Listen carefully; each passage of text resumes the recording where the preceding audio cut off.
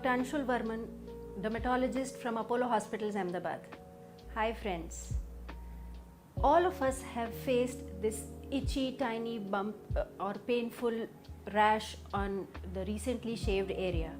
Whenever there is any recent shaving or trimming done, all men and women must have faced it some point of time. So hang around till I talk about all the prevention methods, my special recommendations, some DIYs, some home remedies, all about prevention of ingrown hair.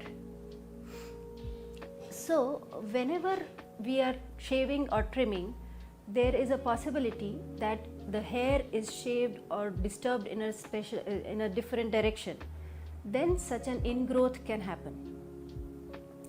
In case we see that it is a recurrent problem, ये समस्या बार बार हो रही है, तो फिर हमें उसका prevention, हमारा स्किन केयर प्लान पूरा अलग से मॉडिफाई करना पड़ता है. तो आपका जो फेस का स्किन केयर है वो अलग होगा. For the main the beard area, अगर उसमें इनग्रोन आ रहा है बार बार या छोटे छोटे दाने फुंसियाँ आ रहे हैं, so the skin care regime would be totally different.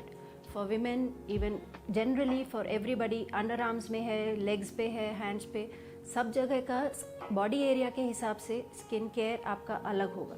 तो वही आज प्रिवेंशन में हम देखेंगे कि कैसे हम ये छोटी छोटी जब इचिंग वाले दाने उठते हैं, जब हम चाहते हैं, हमने रिसेंटली शेव किया है, एकदम क्लीन स्मूथ स्किन चाहिए, तभी suddenly you get this rash which is very annoying and sometimes those अगली लुकिंग ब्लैक डॉट्स. तो फिर वो हमारा पर्पज़ ही सॉल्व नहीं होता. तो प्रिवेंशन के साथ जो स्किन प्लान है वो आज हम डिस्कस करेंगे. हमारे DIYs में कुछ होम रेमेडीज़ मैं बताऊंगी. सबसे पहले ये समझना है, why do you get that ingrown hair. Generally क्या होता है, जो हमारे डेड सेल्स हैं स्किन के, वो ऊपर की लेयर में हैं, लेकिन कई बार उसकी वजह से जो हेयर ग्रो कर रहा है वो वहाँ पर ब्लॉक हो जाता है. डेड सेल्स उस एरिया को, उस पाथ को ब्लॉक कर देते हैं, तो वो बाल अंदर की तरफ टर्न हो जाता है, तो जिसकी वजह से वहाँ ऊपर छोटा सा लाल दाना या फुंसी दिखाई देती है. Sometimes there is secondary bacterial infection, तो वो बाल तोड़ जो हम बोलते हैं, या फिर बैक्टीरियल इन्फेक्शन के साथ पेनफुल लंप हो जाता है. It could be on the beard areas, pubic areas, very annoying, very painful at times, and you just can't focus on what you are doing. So first of all we have to see that the dead cells do not accumulate on the skin. जो dead cells उसको clog करते हैं, block करते हैं, उसको हमें remove करना है. तो एक जेंटल एक्सफोलिएशन है.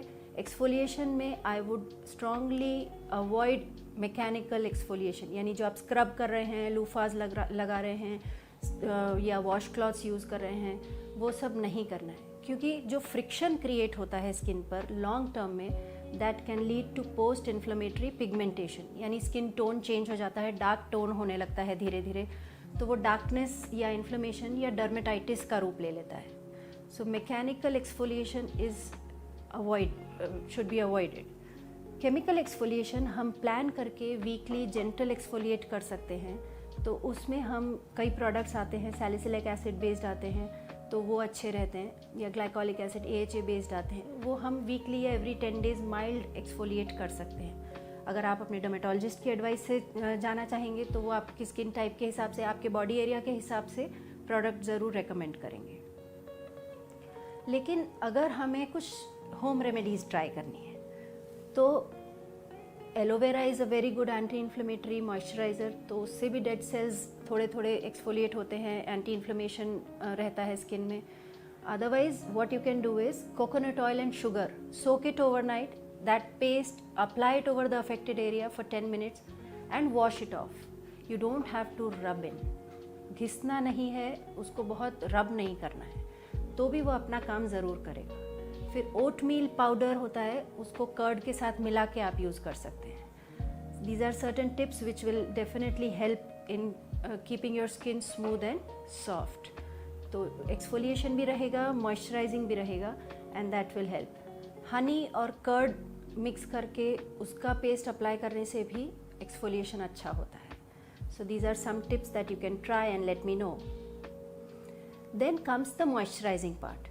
Regular daily moisturising of the affected area will soften the dead cells. तो बाल ऊपर की साइड जब ग्रो कर रहा है तब वो निकलना आसान हो जाएगा. So it will not cause any further inflammation. That helps a lot. Moisturising में हमें ये भी ध्यान रखना है, जब भी हम एपिलेट कर रहे हैं या शेविंग कर रहे हैं उसके बाद वो एरिया को मॉइस्चराइज करना ज़रूरी है. तो मॉइस्चराइजिंग में आप हाइलुरोनिक एसिड, नाइसिनामाइड या सेरामाइड बेस्ड मॉइस्चराइजर यूज़ कर सकते हैं. So these help a lot. फिर आता है मेन प्रोसेस, जब आप शेव कर रहे हैं तब क्या ध्यान रखना है. इनग्रोन प्रिवेंट करने के लिए सबसे पहले आपको फ्रेश रेज़र यूज़ करना है, शार्प होना चाहिए. बार बार उसको एक ही एरिया पे स्ट्रोक नहीं देने हैं ताकि उस एरिया के स्किन सेल्स डैमेज ना हो. बाल के डायरेक्शन में ही शेव करना है. रिवर्स डायरेक्शन में ये इनग्रोथ के प्रॉब्लम ज़्यादा पाए जाते हैं. जिनको ज़्यादा टेंडेंसी है इनग्रोन की, उनको शेविंग अवॉइड करते हुए ट्रिमर यूज़ करना चाहिए.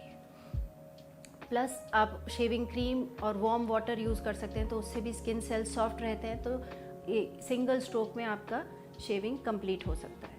तो इन सब बातों को ध्यान में रखते हुए इनग्रोथ को हम प्रिवेंट कर सकते हैं. द बेस्ट वे, जो रामबाण इलाज है प्रिवेंशन ऑफ इनग्रोथ के लिए, वो है लेज़र हेयर रिडक्शन.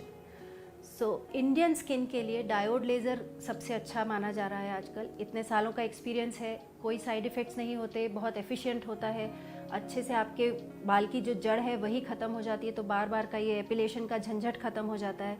आपको लॉन्ग टर्म में सेफ्टी मिल रही है, इनग्रोथ प्रिवेंट हो रहा है, इन्फेक्शंस के चांसेस कम हो रहे हैं. लॉन्ग टर्म में जो पिगमेंटेशन आता है ये रेज़र के फ्रिक्शन से, वो सब भी आपका अवॉइड हो सकता है.